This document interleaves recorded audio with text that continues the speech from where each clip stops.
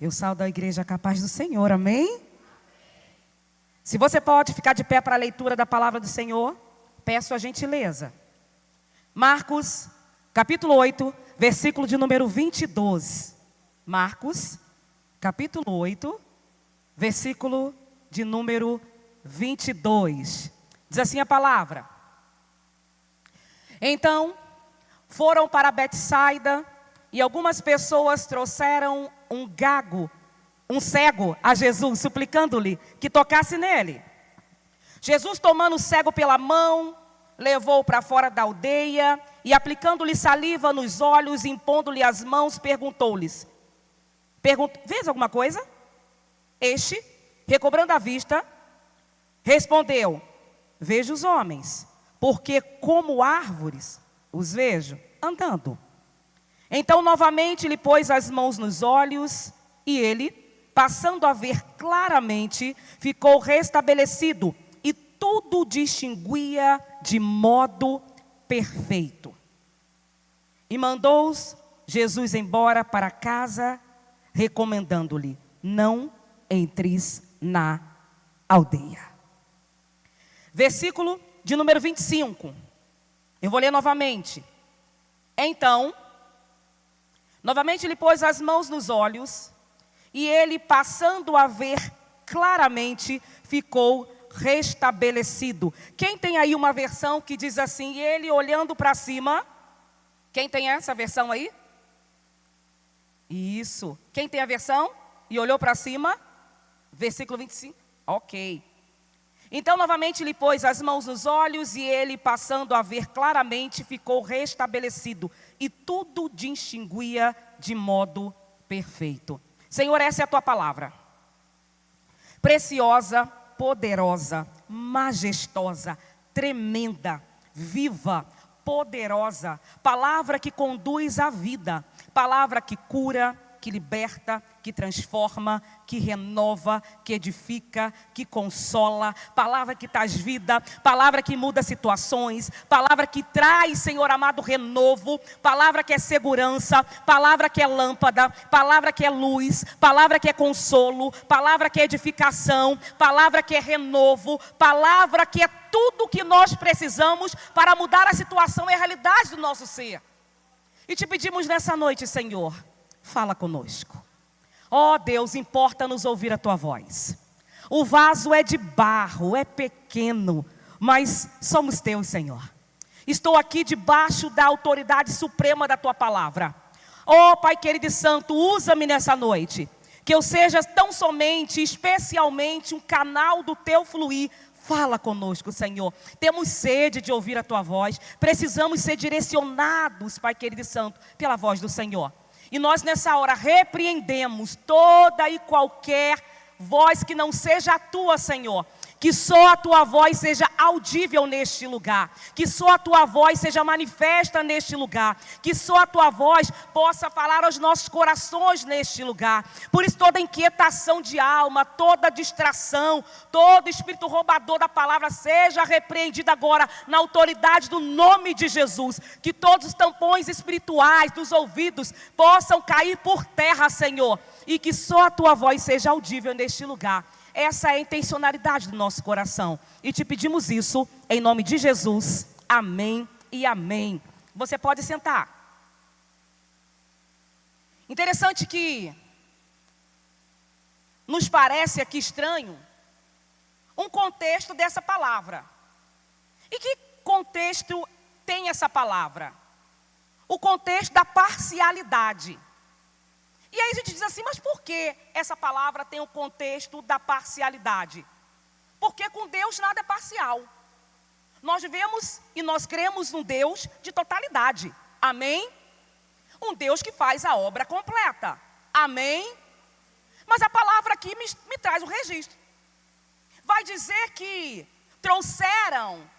se achegou um cego ao Senhor, e o Senhor toma esse cego, leva ele a um contexto, e esse contexto de cura é um contexto parcial.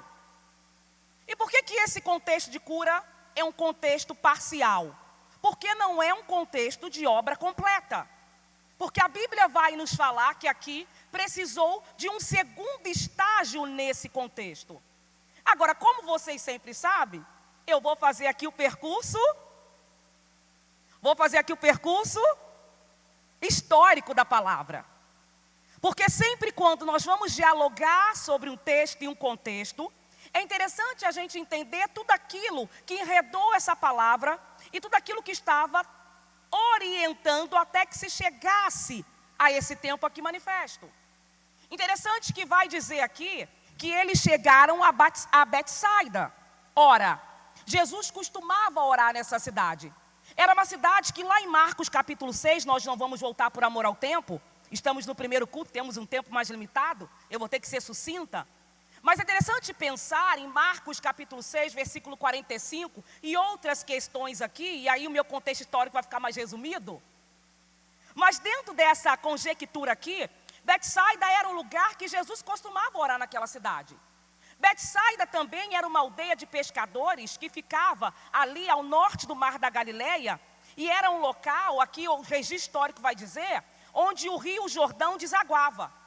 Foi o mesmo lugar onde Pedro, André e Filipe eram naturais daquela cidade. Betsaida, dentro desse contexto, foi onde Jesus proferiu um discurso muito duro, falando das cidades incrédulas. Havia todo um contexto espiritual naquela cidade. E esse milagre que nós lemos nessa noite, ele é o segundo milagre que Jesus opera de uma forma parecida. Ele é um segundo milagre que Jesus utiliza aqui uma questão que era a saliva. Porque antes, se você voltar um pouco, no capítulo de número 7, a partir do versículo de número 31, vai dizer sobre a cura de um surdo e gago. Dentro desse contexto do capítulo 7, a partir do versículo de número 31, vai dizer que também Jesus opera em relação a esse surdo e gago, trazem o surdo e gago a Jesus. O que ele faz? Ele retira esse homem da multidão e ele vai, diz, abra-se os ouvidos e logo o empecilho da língua saiu. E Jesus fez isso o quê? Fez isso a partir da saliva e do dedo. O capítulo 7 traz para nós que Jesus pega a saliva, coloca na língua dele, pega o dedo, coloca no ouvido dele, diz efatá, e imediatamente, aí não é com parcialidade, imediatamente aquele homem é curado da surdez e da gagueira. Pois bem, passa-se esse contexto, a Bíblia vai dizer, aqui no versículo de número 22 do capítulo 8, que acontece parcialmente a mesma coisa. Temos aí uma deficiência visual. Ora, se o Senhor operou lá no surdo, no gago, de maneira tremenda, o Senhor faz a multiplicação dos peixes, o Senhor faz tantas coisas, por que agora há uma parcialidade?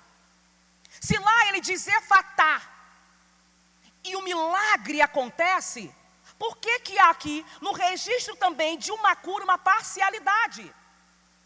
O que difere um contexto do outro?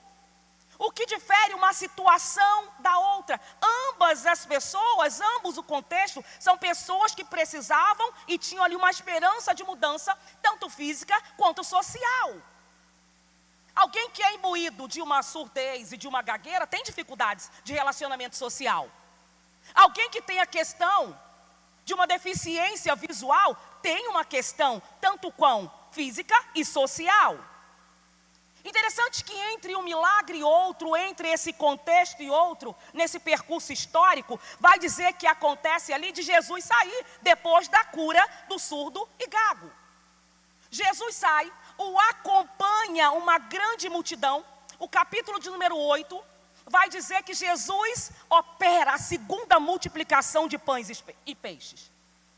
Ali naquele contexto do milagre, saímos de uma cura física, passamos ali para um contexto sobrenatural da provisão do Senhor para aquela multidão que o acompanhava.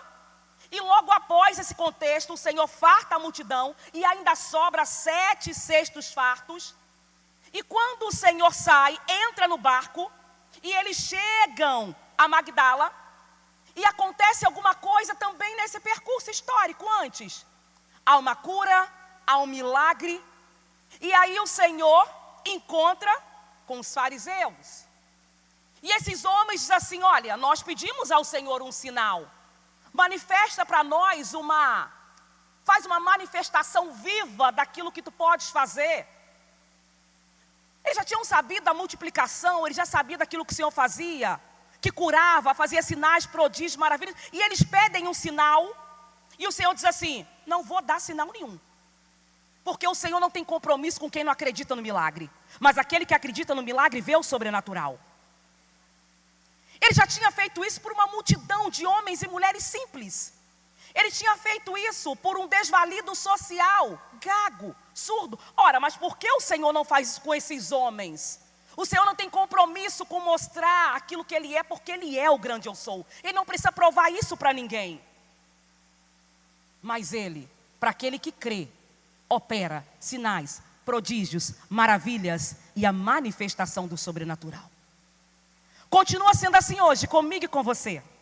Continua sendo assim hoje com homens e mulheres de Deus. Se você crê, esse é um lugar para a operação do sobrenatural.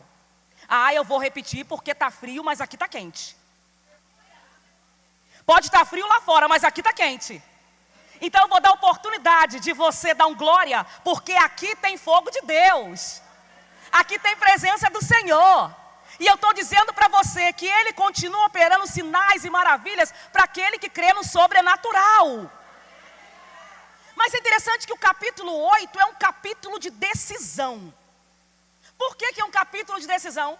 Porque ele começa com uma manifestação lindíssima do cuidado e do poder de Deus. Há uma multiplicação.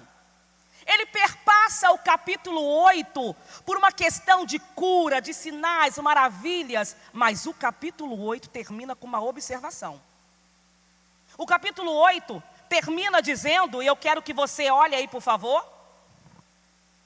O capítulo 8 ele termina dizendo, o versículo de número 38, que qualquer que naquela geração, que nessa geração adúltera, pecadora, se envergonha do Senhor, se envergonha das palavras, também o Filho do Homem se envergonhará dele. Começamos aqui com uma manifestação tremenda de curas, milagres, sinais, prodígios, e terminamos aqui com juízo. Capítulo 8 é um capítulo de decisão, misericórdia e juízo. Quem crê vê o sobrenatural. Quem não crê não vê nada, porque o Senhor não se manifesta. E aquele que não tem uma vida diante do Senhor, juízo. Mas para aquele que confia no Senhor, a graça e a misericórdia lhe alcança. Mas esse é o nosso Deus. Deus de graça, de poder, de misericórdia, mas Deus de seriedade. E aí, para que possamos chegar dentro do contexto, alguma coisa acontece nesse percurso. O Senhor não dialoga com os fariseus, e a Bíblia diz que ele continua o seu caminho, versículo de número 15. O Senhor continua conversando ali em relação aos seus discípulos. Eles esquecem de pegar as sobras, o despojo dos pães, dos 7 cestos, e eles vão o seu caminho. E o Senhor começa a admoestar os homens e mulheres de Deus, como sempre faz. E ali a questão estava com os discípulos. Diz assim, olha, versículo 15. Jesus previne e diz assim: vede, guardai-vos do fermento dos fariseus e do fermento de Herodes. E aqueles homens começam a dizer assim: o Senhor está dizendo aqui porque a gente não trouxe o pão que sobrou. Nós esquecemos de trazer pão e Ele está dizendo para nós que a gente tem que ter cuidado, porque a gente tem que ter cuidado em relação a isso, o fermento dos fariseus e tudo. O Senhor está ali falando de coisas espirituais e eles estão ali trabalhando numa conjectura das coisas físicas. Eles tinham visto tantas coisas que aconteceram e quando Deus começa a falar, eles acham assim, Ele está falando de pão. Não!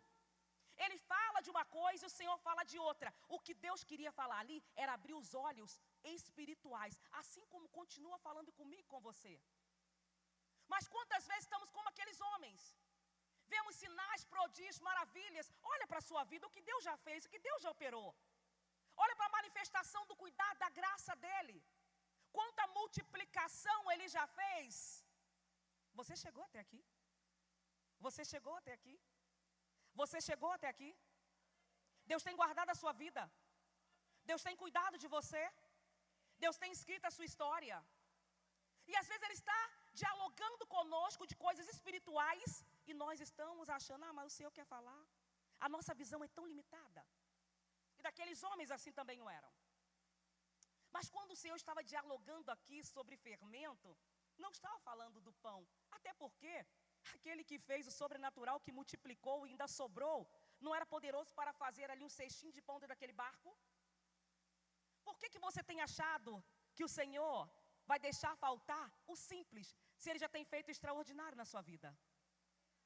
Por que você está achando que falta tão pouco, se o dono do ouro e da prata, aquele que faz e que pode acontecer todas as coisas, está contigo no barco? Confia no Senhor, Ele está no seu barco. Aquele que multiplica, aquele que faz, aquele que ordena, o Todo-Poderoso, Ele está no seu barco. Tem milagre aí. Tem milagre aí. Aqueles homens não entendiam aquela sobrenaturalidade. E eles começam a razoar, a discorrer, mas o Senhor estava falando ali, é da mistura, da questão de propriedades. O que Ele estava dizendo ali era só, eu quero trabalhar outras coisas em vocês. E vocês têm olhos e vocês não veem. Vocês não estão conseguindo enxergar que eu estou fazendo coisas novas. Vocês não estão conseguindo enxergar que há um sobrenatural entre nós. Vocês não estão percebendo que alguma coisa nova está acontecendo aqui. Não estão conseguindo perceber que 2023 passou e que 2024 ainda não acabou. Tem algo novo de Deus. Ainda tem 6 meses. 6 meses é tempo direito para Deus fazer coisas lindas. Você entrou aqui sem expectativa? Hoje é noite de expectativa no Senhor. Hoje é noite de expectativa no Senhor. Hoje é noite de expectativa no Senhor. Ele só precisa de um dia, de um minuto, de uma hora. E nós temos 6 meses. Ainda há tempo de Deus mudar a sua história. Confia no Senhor. Descansa nele. Não fale de coisas simples e naturais, porque o Deus do sobrenatural está no barco. Vira para o seu irmão e diz assim, o Deus do sobrenatural está no barco. Não viva uma parte. Viva a plenitude. Viva a plenitude de Deus. Viva a plenitude de Deus. Viva a plenitude de Deus. Viva a plenitude de Deus. Viva a plenitude de Deus. Algo novo ainda pode acontecer na sua vida. Algo novo ainda pode acontecer na sua história. Deus tem algo novo para você. E o Senhor começa a trabalhar a partir, diz assim, olha, vocês não estão lembrando o que eu fiz? Quantos cestos sobraram? Ele diz 7. E aí o Senhor termina dizendo, versículo 21, e ainda vocês não compreenderam? Será que vocês não compreenderam porque eu estou falando de outras coisas? Será que vocês não entenderam que o problema não é só a incredulidade no meio da igreja, mas é quando essa está travestida de algo invisível? Porque se fosse só incredulidade, a gente ia falar assim, está repreendido em nome de Jesus. Você não crê? Está repreendido. Mas nos nossos dias, na situação pós-moderna, a incredulidade, ela vem travestida e diz assim, não precisa disso. Para que isso? Para quê? Por quê? Tá ficando fanático? Não tem necessidade? Ora, os tempos mudaram. A sociedade é outra. Se essa incredulidade no sobrenatural viesse de uma forma muito nítida, nós a repreenderíamos, mas não, ela vem de uma forma delicada, capciosa. Para que tanto? Não precisa disso tudo. Exagero. Isso é demais. Os tempos mudaram. A igreja é outra. A sociedade é outra. Para Campo Limpo, não precisa. Mas Deus tem algo novo e sobrenatural para mim e para a sua vida. Deus tem algo sobrenatural para a nossa história. E dentro de toda essa percepção, dentro de todo esse contexto, nós entramos no versículo de número 22 da palavra. Foi só um percurso histórico. Para que a gente possa entender tudo o que aconteceu no decorrer dessa trajetória. Para que a gente possa entender tudo aquilo que o Senhor fala, nesse contexto é interessante a gente ver como se deu.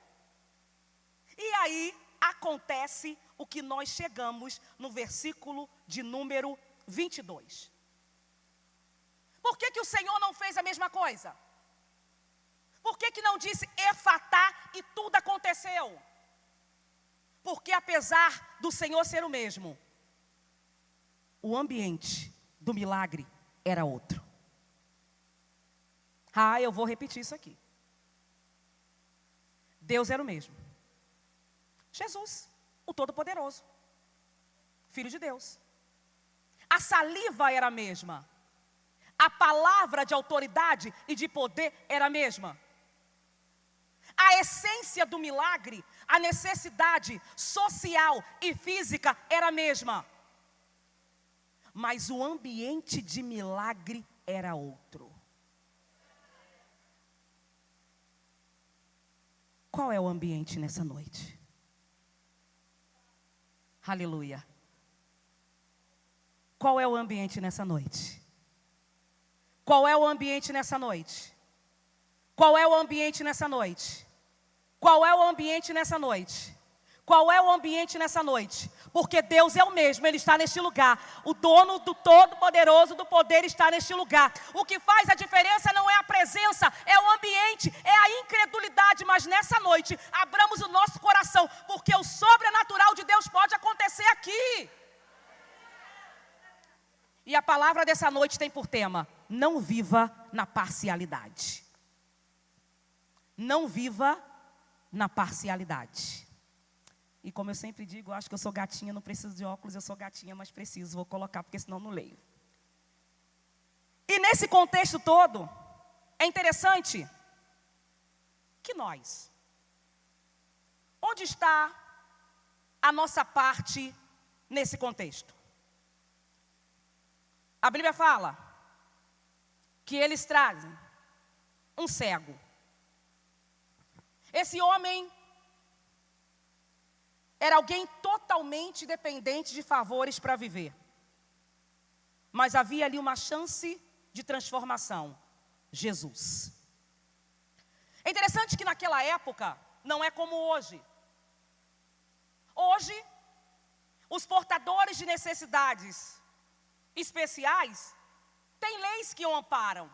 A gente tem aí a Lei 10.098, que é a lei que vai dizer sobre acessibilidade. Então, nós temos que ter rampa aqui, porque pode ser que venha um cadeirante fazer a preleção aqui, pregar, e a gente precisa até. Nós temos a Lei 11.126 de 2005, que vai falar o que essa lei? Essa lei vai falar sobre toda a questão que os portadores de necessidades especiais, e especificamente essa lei 11.126, ela vai dizer sobre a questão do cão-guia. Então, uma pessoa pode entrar no mercado com cão-guia porque está guiando, está auxiliando ele no processo. Nesse tempo não tem lei 10.098, não tem lei 11.126. Aqui temos um contexto social completamente excludente. Assim era o cego de Betsaida. Mas a palavra diz que o Senhor toma o cego pela mão. E a palavra me diz que além desse contato físico, há também ali uma questão geográfica. O Senhor toma o cego pela mão, e além de tomar o cego pela mão, a Bíblia me diz que Ele leva para fora da aldeia. Ora, por que o Senhor o leva para fora da aldeia? Porque às vezes é preciso mudar o ambiente para a manifestação do milagre. Existem pessoas que já viram você em muitos contextos.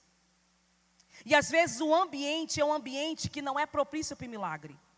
Lembra na questão da cura da filha de Jairo? O que o Senhor faz? Tira, só fica ele, os pais, os outros que criam no milagre.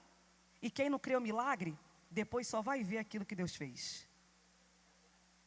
O Senhor toma o homem pela mão, o tira da aldeia, e a Bíblia fala que ele faz a mesma questão que ele fez com surdo e gago.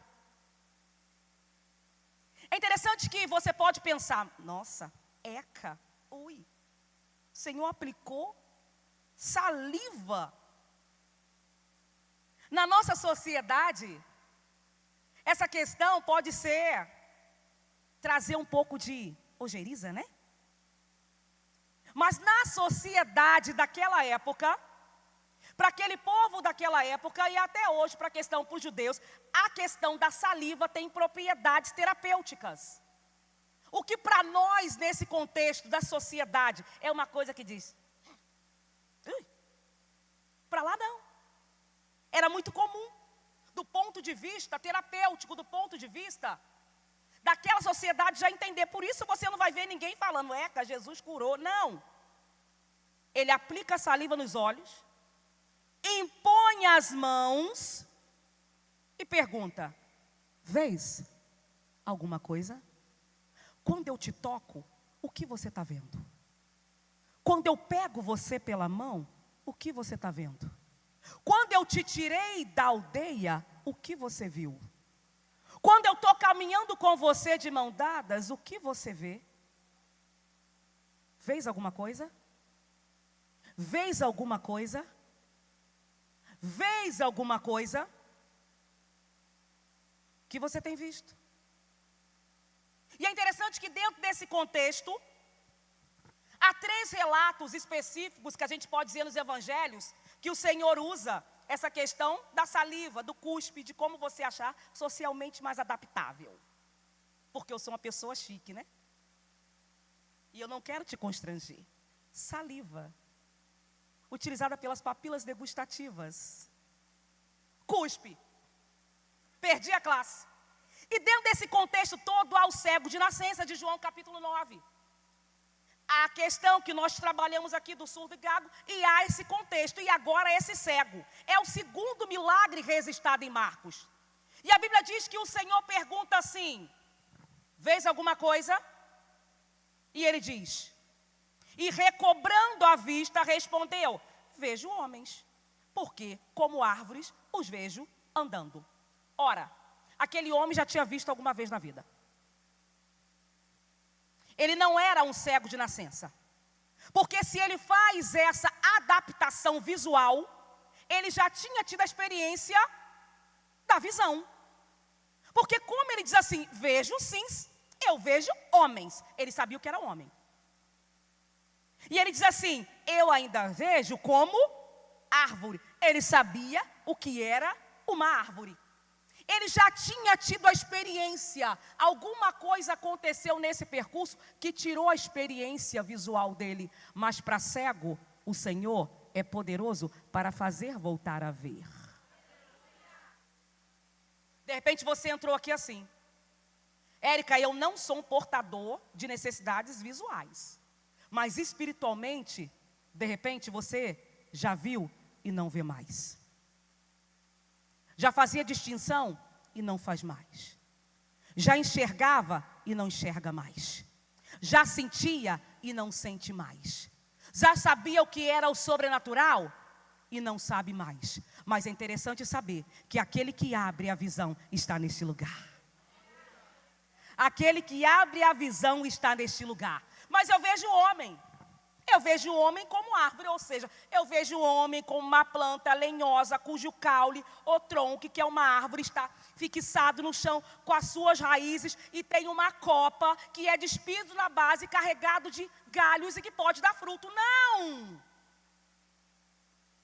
É interessante que apesar dessa descrição e apesar da Bíblia estar cercada de questões de árvores, de toda essa questão, tem um homem pecador atrás da árvore que foi Adão, tem um homem sincero debaixo de uma árvore que foi Natanael, tem alguém que subiu numa árvore que foi Zaqueu, tem um homem que se utilizou do ponto de vista da sua crucificação, do caule de uma árvore que foi Jesus. Apesar disso, Salmo 1 vai dizer que o homem que teme ao Senhor é como árvore plantada. Apesar de todo esse contexto de uma árvore, O que se passa aqui é um contexto para além. O cego de Betsaida estava dizendo assim: eu não estou enxergando as coisas como deveria, não tenho totalidade da visão, mas eu preciso ver. O que faz a diferença aqui é a sinceridade da resposta. O que faz a diferença nas nossas vidas é a sinceridade do diálogo com Deus. Vocês estão entendendo o mistério da palavra? Deus está falando para mim e para você nessa noite. Como você tem visto? Como você tem visto? Está feliz com a parcialidade? O Senhor não nos chamou para viver na parcialidade. O Senhor nos chamou para uma totalidade com Ele. Nós não somos parciais, nós somos totalitários. Homem e servo de Deus, mulher de Deus, não foi chamada para viver na superficialidade, na parcialidade, na metade. O Senhor nos chamou para a inteireza. O Senhor nos chamou para que nós possamos ver e experimentar coisas grandes, sobrenaturais. O Senhor não te chamou para parcialidade. O Senhor te chamou para experimentar coisas grandes e firmes. Aquilo que nem olho viu, nem ouvido ouviu, é aquilo que o Senhor tem reservado para você. A palavra do Senhor diz, Isaías 64:4, que nunca se viu dizer de um Deus como o nosso, que trabalha para aquele que nele espera. Deus tem coisas grandes para você. Deus não tem parcialidade. Receba da parte de Deus nessa noite algo grande, total, integral. Deus não te chamou para viver uma vida de metade. Deus não te chama para meias experiências. Deus não te chama para meio convívio. Deus não te chama para meio diálogo. É totalidade, é vida integral, é plenitude. Nós não podemos nos satisfazer com uma vida de metade. Mas o que vai fazer diferença entre a parcialidade e a inteireza é a nossa resposta. O que você está vendo? Como vês? Está satisfeito com o que está vendo? Ora, Senhor, eu estou vendo o homem como árvore, mas está satisfeito? Como você tem enxergado as coisas? Será que tem crente aqui com miopia espiritual? Não consegue enxergar direito, tem problema não. Eu vou colocar uma correção visual. De vez em quando uma pessoa vai lá, fala alguma coisa e eu estou bem e está tudo certo. Olha, tem problema não, Moisés, suba um monte no meu lugar, porque eu não vou, eu tenho medo, suba. Não, o Senhor nos chama para a vida espiritual completa na presença dEle. Experiência com Deus, voz de Deus, sensibilidade, ouvindo o Senhor, caminhando com Ele, dando glória. Está feliz com a metade? Está feliz com uma vida espiritual superficial? O que você tem visto? Como você tem visto? E é interessante que a Bíblia vai dizer que então Jesus novamente pôs as mãos nos olhos. E a maioria das vezes vai dizer assim, e o fez olhar para cima.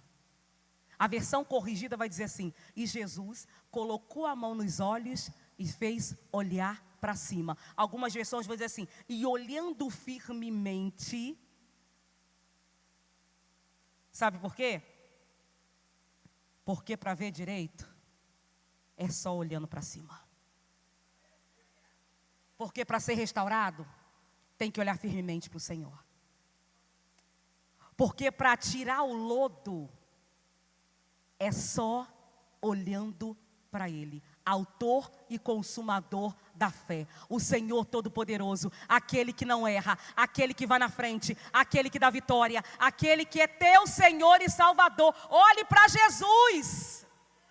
Para onde você tem olhado? Por que você tem olhado? Porque se nós olharmos na horizontal, o negócio fica estreito. Mas quando a gente olha na vertical, é Ele, é por Ele, é com Ele, é só Ele. E a gente consegue ter força para caminhar, porque olhando para Jesus, olha para Ele. E nós lembramos o que aconteceu com o discípulo do Senhor? Enquanto ele estava olhando para o Senhor, as ondas passam, o vento vai. E eu estou caminhando, mas quando eu olho para a dificuldade, eu afundo. Mas é interessante dizer, se está afundando, tem mão de Deus para te estender. Se está difícil, tem toque de Deus para você. Hoje é noite de segundo toque. Hoje é noite de segundo toque. Hoje é noite de segundo toque. Esse é um ambiente de milagre, mas o que vai fazer diferença entre a manifestação do Senhor e o seu milagre é a sua resposta. O que você está vendo? O que vês? Olha para cima. É interessante que esse milagre acontece em 2 etapas. Mas tem gente que vai dizer, mas para mim, comigo é sempre assim. Tem gente que vê homens como árvores e para nessa questão. Já estou enxergando, eu não enxergava. É melhor ver homem como árvore e enxergar do que não enxergar, já está bom. Será que você entrou aqui com uma vida pela metade, enxergando estranho, precisando de apoio, precisando de alguma coisa, mas está bom, da onde eu saí, para mim já está bom onde eu estou? Não. Por que você tem se contentado com uma vida espiritual, desculpa o termo, medíocre? E quando eu me refiro a medíocre, eu me refiro na etimologia da palavra. Medíocre do ponto de vista de mediano. Medíocre do ponto de vista de alguma coisa que não é total, está pela metade. Porque tens permanecido desse jeito, está tudo bom. Porque tens estado de uma forma desimportante entrar no céu. Nem que seja chamuscadinha, eu entrei. Não.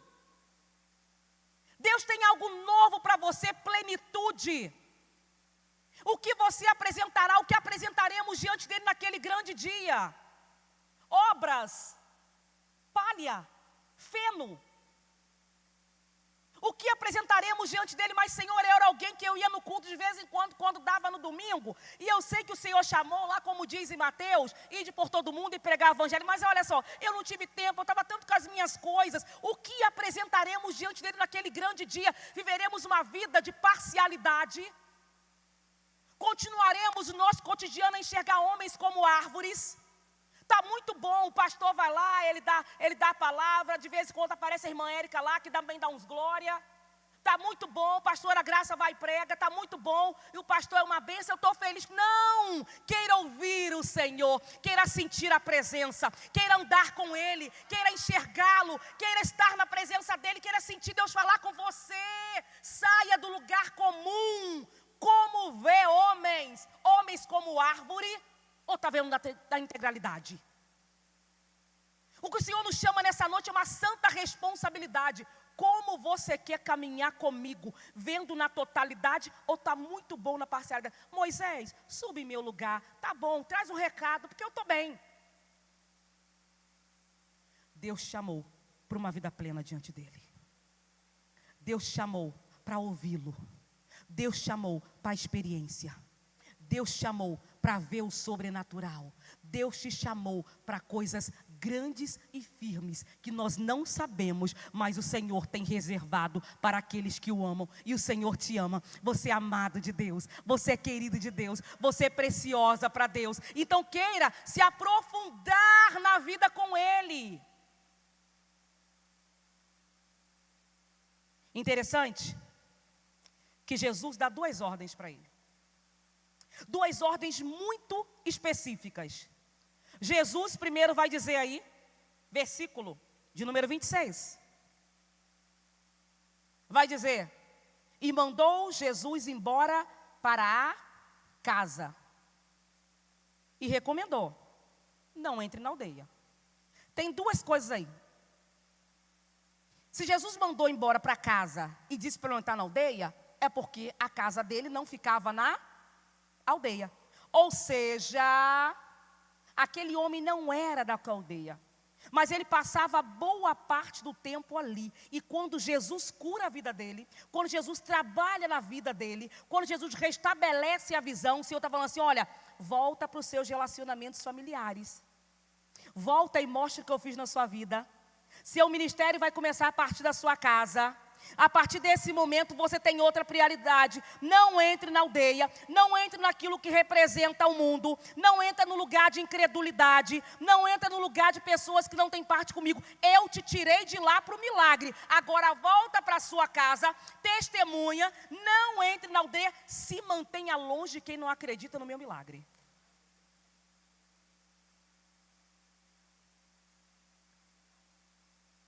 O que vês? Agora a cura tem propósito. A cura tem propósito. A cura tem propósito. A cura tem propósito. A cura tem propósito. A cura tem propósito. A cura tem propósito. Volta e testemunha. Volta para casa e testemunha. Volta para casa e deixa eles verem o que eu fiz na sua vida. Volta para casa e não entre na aldeia. Sabe por quê? Porque o seu lugar não é com aqueles que não creem no milagre. O seu lugar não é de onde eu te tirei. O seu lugar é para onde eu vou te levar. Ah, eu vou te dar oportunidade, dão glória. Porque a palavra do Senhor está falando comigo e com você. A tua parte não é com aqueles que não creem no milagre. A tua parte é testemunho e vitória. Testemunho e vitória. Testemunho e manifestação. Testemunho e andar com a vida que Deus tem para você. Não entre na aldeia e deixa eu mostrar o que eu fiz na tua vida. Agora, para receber, tem que ter resposta sincera. O que você está vendo? Aquela resposta foi a diferença de todo o percurso. Porque se ele fica quieto, oh Deus gracioso, educado e gentilíssimo que é o nosso. É claro que Jesus sabia que ele estava vendo o homem como árvores.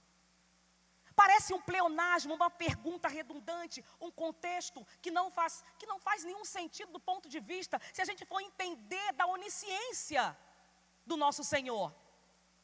Mas o que é que Jesus vai fazer? O que é que Jesus vai fazer? Não entre na aldeia. O milagre é meu, sou eu que opero. Mas o que você vê? Fecha os teus olhos. As mãos. A saliva. E a ordem de Jesus. Mudaram a vida daquele homem. Jesus só não aplicou a saliva. Jesus tomou pela mão. Jesus encostou nos olhos. Porque Ele é um Deus de proximidade e de relacionamento. E a pergunta do Senhor Jesus é clara para você nessa noite. O que você vê? O que você tem visto? Como você tem visto? E eu quero dar uma oportunidade para você. Nós vamos ser bem breves. Já são 6:10, 6:11. Mas existem duas perguntas que se interpõem aqui. A primeira: se você entrou aqui, você está no primeiro estágio. Cegueira. Cegueira espiritual. Não teve um encontro com o Senhor. Senhor, eu não estou enxergando nada. O Senhor falou aí de homem, diabo, nem isso eu estou vendo. Porque para enxergar tem que ter Jesus na história. Para enxergar tem que ter Jesus perto. Para enxergar, Jesus tem que estar presente. E se você entrou aqui, se você nunca aceitou Jesus como seu Senhor e Salvador, não teve uma experiência espiritual, você é cego espiritual. Mas a palavra de vitória é que o Deus do milagre está neste lugar. E eu quero te dar oportunidade. Se você quer aceitar Jesus como seu Senhor e Salvador, quer passar a ver o que você nunca viu, quer passar a sentir o que você nunca sentiu, quer passar a se envolver com a presença que você nunca se envolveu, eu quero te dar oportunidade nessa hora, que você levante suas mãos, nós vamos orar por você. Levante uma de suas mãos e diz assim: Senhor, eu sou cego espiritual, eu nunca tive uma experiência espiritual, nunca aceitei Jesus como meu Senhor e Salvador, mas nessa noite, eu quero ver, eu vou te dar uma oportunidade. Levante sua mão e nós vamos orar por você. Existe alguém neste lugar que quer ser curado da cegueira espiritual, que quer reconhecer Jesus como seu Senhor e Salvador? É noite de decisão e de oportunidade. Se você deseja, eu vou te dar oportunidade. Mas existe também o segundo contexto. O contexto daqueles que já receberam o primeiro toque, já ouviram a voz de Jesus. Já estão coladinhos com Ele, de tal forma que consegue ouvir a pergunta. Ele já aplicou a saliva nos olhos, já te tomou pela mão e já te tirou da aldeia. Você não está mais no mundo, mas está vendo homens como árvore. Precisa do segundo toque. Não está enxergando muito bem as coisas espirituais. Precisa de um renovo da parte do Senhor. E eu quero te convidar a se colocar de pé nessa hora. Nós vamos orar por você.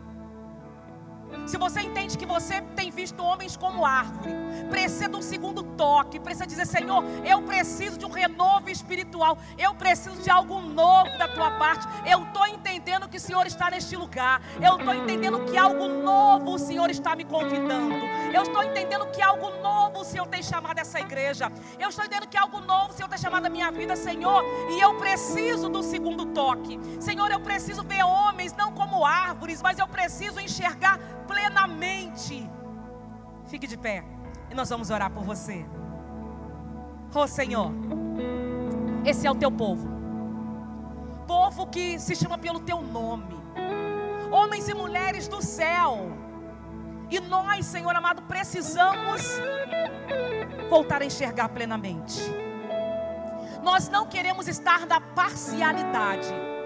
Não queremos ver pela metade, não queremos sentir pela metade, não queremos adorar pela metade, não queremos estar na tua presença pela metade. Nós queremos ser totalmente teus, Senhor. Nós queremos estar totalmente envolvidos com as tuas coisas, totalmente imbuídos da tua presença, Senhor. Nós não queremos ser como aqueles que querem ver sinais para crer. Não, Senhor, nós cremos. Nós não precisamos de sinais para crer. Nós não precisamos disso, Senhor. O que nós precisamos é da tua presença, Senhor, porque a tua presença faz toda a diferença. Vem com a tua presença, Senhor. Vem com o teu mover nas nossas vidas. Nós precisamos do milagre, Senhor. Toca mais uma vez, tenha misericórdia de nós. Nós estamos falando nessa noite, confessando ao Senhor. Temos visto homens como árvore andando os vemos, mas nós entendemos que nós temos toda uma expectativa de milagre, porque Deus do milagre está neste lugar. E este lugar é um lugar potencial à manifestação do teu agir. Não queremos ser como aqueles, Senhor, que entram e saem da mesma maneira, que permanecem do mesmo jeito. Não, Senhor. Traz algo novo para esse lugar, algo novo para a tua igreja. Agradecemos ao Senhor por isso. Louvamos o teu nome, Senhor, e te pedimos, Senhor, nós queremos ver e queremos ouvir a tua voz falando conosco. Não vamos entrar na aldeia e vamos testemunhar do que o Senhor vai fazer na nossa vida. Obrigada pela tua presença, obrigado pela tua voz, em nome de Jesus, amém e amém. Deus abençoe a sua vida, em nome de Jesus.